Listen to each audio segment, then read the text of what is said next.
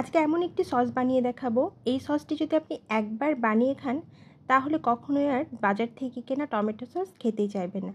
এটা এতটাই মজার হবে যে আপনি অন্য সব সসের কথা ভুলেই যাবেন।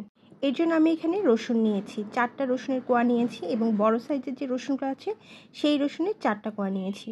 রসুনগুলো একটু হাত দিয়ে চেপে থেতো করে তারপর লম্বা করে কেটে তারপর 4 কোনা করে কেটেছি। একদম মিহি কুচিও না, আবার একদম বড়ও না, ঠিক ভিডিওতে যেমন দেখা যাচ্ছে এরকম ছোট করে কুচি করে কেটেছি।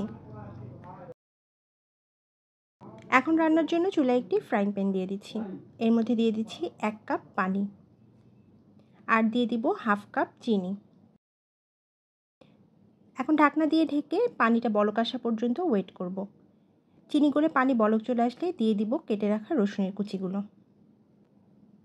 দিয়ে দিব 1/2 চা চামচের একটু বেশি লবণ, দিয়ে দিব 1 চা চামচ লাল মরিচ গুঁড়া, আর দিয়ে দিব 1 চা চামচ চিলি ফ্লেক্স, মানে শুকনা মরিচটাকে ভেজে গুঁড়ো করে নিয়েছি এবং সেটা অবশ্যই আধ ভাঙা করে গুঁড়ো করতে হবে যেন বিচিগুলো আস্ত থাকে।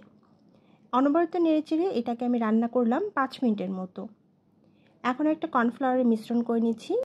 এর জন্য নিয়েছি 1/3 কাপ নর্মাল পানি, আর দিয়ে দিচ্ছি 2 চা চামচ কর্নফ্লাওয়ার।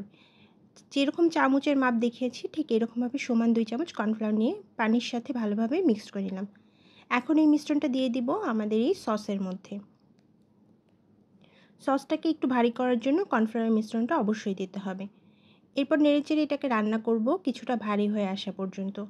যখন এইরকম একটু ভারী হয়ে আসবে তারপরে এতে আমরা দিয়ে দিব ভিনেগার।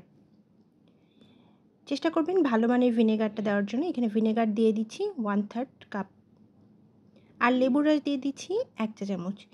একটু বেশি টক হবে এবং লেবুর স্মেলটা ভালো লাগবে, যার কারণে এখানে লেবুর রস 1 চা চামচ, মানে 1 টেবিল চামচ অথবা 1 স্লাইস লেবুর রস।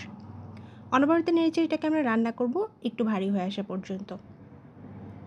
ঠান্ডা হলে যেন এই কনসিস্টেন্সিটা যেন ভারী হয় সেরকমভাবে ভারী করব। ঠিক ততক্ষণ রান্না করবেন যতক্ষণ না সসটা ভারী হয়ে আসছে। চুলা মিডিয়াম টু হাই ফ্লেমে দিয়ে রান্না করছি এবং সসটা ঠিক এইরকমভাবে যখন দেখবেন পড়তে কিছুটা সময় লাগে, এক বিন্দু করে পড়ছে, এরকম ভারী হলেই সসটাকে নামিয়ে নিতে হবে, কারণ ঠান্ডা হবার পর এটা আরও অনেকটাই ভারী হয়ে যাবে।